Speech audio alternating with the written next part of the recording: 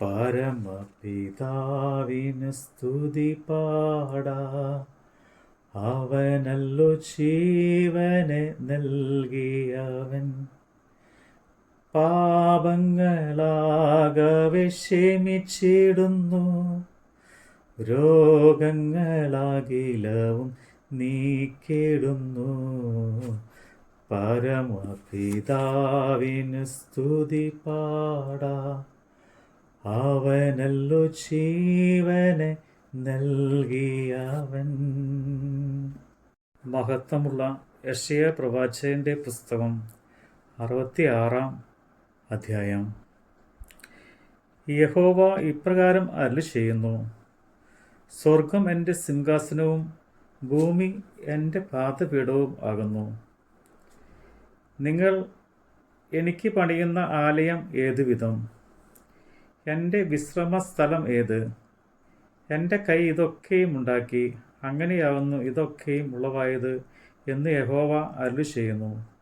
എങ്കിലും അരിഷ്ടനും മനസ്സ് തകർന്നവനും എൻ്റെ വചനത്തിങ്കൽ വിറയ്ക്കുന്നവനുമായ മനുഷ്യനെ ഞാൻ കടാക്ഷിക്കും. കാളയെ അറുക്കുകയും മനുഷ്യനെ കൊല്ലുകയും ചെയ്യുന്നവൻ, കുഞ്ഞാടിനെ യാഗം കഴിക്കുകയും നായയുടെ കഴുത്ത് ഒടിക്കുകയും ചെയ്യുന്നവൻ, ഭോജനയാഗം കഴിക്കുകയും പന്നിച്ചോര അർപ്പിക്കുകയും ചെയ്യുന്നവൻ, ധൂപം കാണിക്കുകയും മിഥ്യാമൂർത്തിയെ വാഴ്ത്തുകയും ചെയ്യുന്നവൻ, ഇവർ സ്വന്തം വഴികളെ തിരഞ്ഞെടുക്കുകയും അവരുടെ മനസ്സ് മ്ലേച്ഛ വിഗ്രഹങ്ങളിൽ ഇഷ്ടപ്പെടുകയും ചെയ്യുന്നതുപോലെ ഞാനും അവരെ ഉപദ്രവിക്കുന്നത് തിരഞ്ഞെടുത്തു. അവർ ഭയപ്പെടുന്നത് അവർക്ക് വരുത്തും. ഞാൻ വിളിച്ചപ്പോൾ ആരും ഉത്തരം പറയാതെയും ഞാൻ അരുളി ചെയ്തപ്പോൾ കേൾക്കാതെയും അവർ എനിക്ക് അനിഷ്ടമായിട്ടുള്ളത് ചെയ്തത് എനിക്ക് പ്രസാദമല്ലാത്തത് തിരഞ്ഞെടുത്തത് കൊണ്ടും തന്നെ. യഹോവയുടെ വചനത്തിൽ വിറയ്ക്കുന്നവരെ, അവൻ്റെ വചനം കേട്ടുകൊള്ളുവിൻ. നിങ്ങളെ പകച്ച് എൻ്റെ നാമനിമിത്തം നിങ്ങളെ പുറത്താക്കി കളയുന്ന നിങ്ങളുടെ സഹോദരന്മാർ, ഞങ്ങൾ നിങ്ങളുടെ സന്തോഷം കണ്ട് രസിക്കേണ്ടതിന് യഹോവ തന്നെത്താൻ മഹത്വീകരിക്കട്ടെ എന്ന് പറയുന്നുവല്ലോ. എന്നാൽ അവർ ലജ്ജിച്ചു പോകും. നഗരത്തിൽ നിന്ന് ഒരു മുഴക്കം കേൾക്കുന്നു, മന്ദിരത്തിൽ നിന്ന് ഒരു നാദം കേൾക്കുന്നു. തൻ്റെ ശത്രുക്കളോട് പ്രതിക്രിയ ചെയ്യുന്ന യഹോവയുടെ നാദം തന്നെ. നോവ് കിട്ടും മുമ്പേ അവൾ പ്രസവിച്ചു, വേദന വരും മുമ്പേ അവൾ ഒരു ആൺകുഞ്ഞിനെ പ്രസവിച്ചു. ഈ വക ആര് കേട്ടിട്ടുള്ളൂ? ഇങ്ങനെയുള്ളത് ആര് കണ്ടിട്ടുള്ളൂ? ഒരു ദേശം ഒരു ദിവസം കൊണ്ട് പിറക്കുമോ? ഒരു ജാതി ഒന്നായിട്ട് തന്നെ ജനിക്കുമോ? സിയോനോ നോവ് കിട്ടിയ ഉടൻ തന്നെ മക്കളെ പ്രസവിച്ചിരിക്കുന്നു. ഞാൻ പ്രസവദാരത്തിങ്കൽ വരുത്തിയിട്ട് പ്രസവിക്കാതെ ഇരിക്കുമോ എന്ന് യഹോവ അരുളിച്ചെയ്യുന്നു. പ്രസവിക്കുമാറായിട്ട് ഞാൻ ഗർഭപാത്രം അടച്ചു കളയുമോ എന്ന് നിന്റെ ദൈവം അരുളിച്ചെയ്യുന്നു.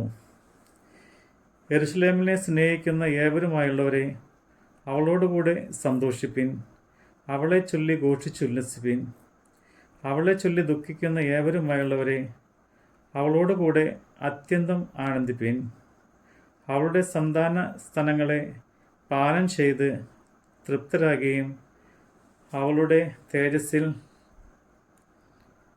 കുചാഗ്രഹങ്ങളെ നുകർന്ന് രമിക്കുകയും ചെയ്യുവിൻ.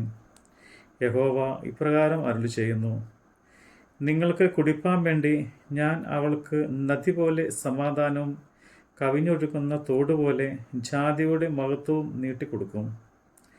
നിങ്ങളെ പാർശ്വത്തിങ്കൽ എടുത്തുകൊണ്ട് നടക്കുകയും മുഴങ്കാലിന്മേൽ ഇരുത്തി ലാളിക്കുകയും ചെയ്യും. അമ്മ ആശ്വസിപ്പിക്കുന്ന പോലെ ഞാൻ നിങ്ങളെ ആശ്വസിപ്പിക്കും. നിങ്ങൾ യെരൂശലേമിൽ ആശ്വാസം പ്രാപിക്കും. അത് കണ്ടിട്ട് നിങ്ങളുടെ ഹൃദയം സന്തോഷിക്കും. നിങ്ങളുടെ അസ്ഥികൾ ഇളം പുല്ലുപോലെ തഴയ്ക്കും. യഹോവയുടെ കൈ തൻ്റെ ദാസന്മാർക്ക് വെളിപ്പെടും. ശത്രുക്കളോടോ അവൻ ക്രോധം കാണിക്കും. യഹോവ തൻ്റെ കോപത്തെ ഉഗ്രതയോടും തൻ്റെ ശാസനയെ അഗ്നിജാലകളോടും കൂടെ നടത്തുവാൻ അഗ്നിയിൽ പ്രത്യക്ഷമാകും. അവൻ്റെ രഥങ്ങൾ ചുഴലിക്കാറ്റ് പോലെ ആയിരിക്കും. യഹോവ അഗ്നി കൊണ്ടും വാളുകൊണ്ടും സകല ജഡത്തോടും വ്യവഹരിക്കും. യഹോവയുടെ നികിതന്മാർ വളരെ ആയിരിക്കും. തോട്ടങ്ങളിൽ പോകേണ്ടതിന് നടുവനെ അനുകരിച്ച് തങ്ങളെ തന്നെ ശുദ്ധീകരിച്ച് വെടിപ്പാക്കുകയും പന്നി ഇറച്ചി, അറപ്പ്, ചുണ്ടലി എന്നിവയെ തിന്നുകയും ചെയ്യുന്നവർ ഒരുപോലെ മുടിഞ്ഞു പോകും എന്ന് യഹോവയുടെ അരുളപ്പാട്. ഞാൻ അവരുടെ പ്രവൃത്തികളെയും വിചാരങ്ങളെയും അറിയുന്നു. ഞാൻ സകല ജാതികളെയും ഭാഷക്കാരെയും ഒന്നിച്ചു കൂട്ടുന്ന കാലം വരുന്നു.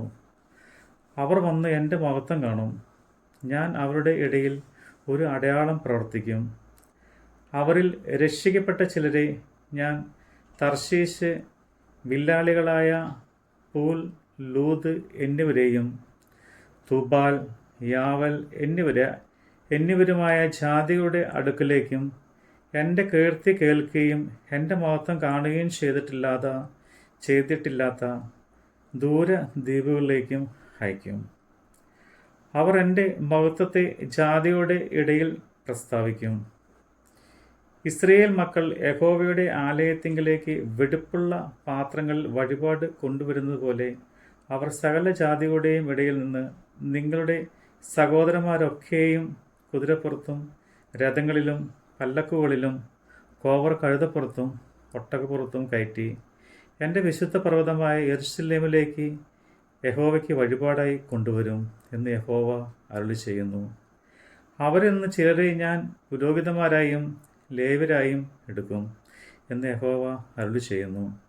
ഞാൻ ഉണ്ടാക്കുന്ന പുതിയ ആകാശവും പുതിയ ഭൂമിയും എൻ്റെ മുമ്പാകെ നിലനിൽക്കുന്ന പോലെ നിങ്ങളുടെ സന്തതിയും നിങ്ങളുടെ പേരും നിലനിൽക്കും എന്ന് യഹോവയുടെ അരുളപ്പാട്. പിന്നെ അമാവാസി തോറും ശബ്ബത്ത് തോറും സകല ജഡവും എൻ്റെ സന്നിധിയിൽ നമസ്കരിപ്പാൻ വരും എന്ന് യഹോവ അരുളി ചെയ്യുന്നു. അവർ പുറപ്പെട്ടു ചെന്ന് എന്നോട് അതിക്രമം ചെയ്ത മനുഷ്യരുടെ ശവങ്ങളെ നോക്കും.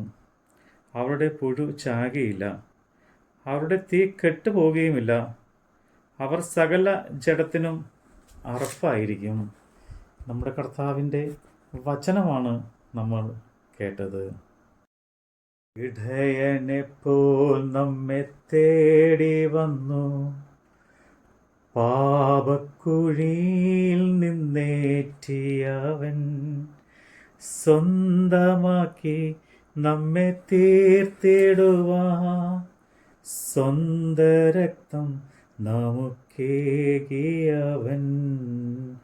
പരമപിതാവിന് സ്തുതി പാടാം, അവനല്ലോ ജീവനെ നൽകിയവൻ.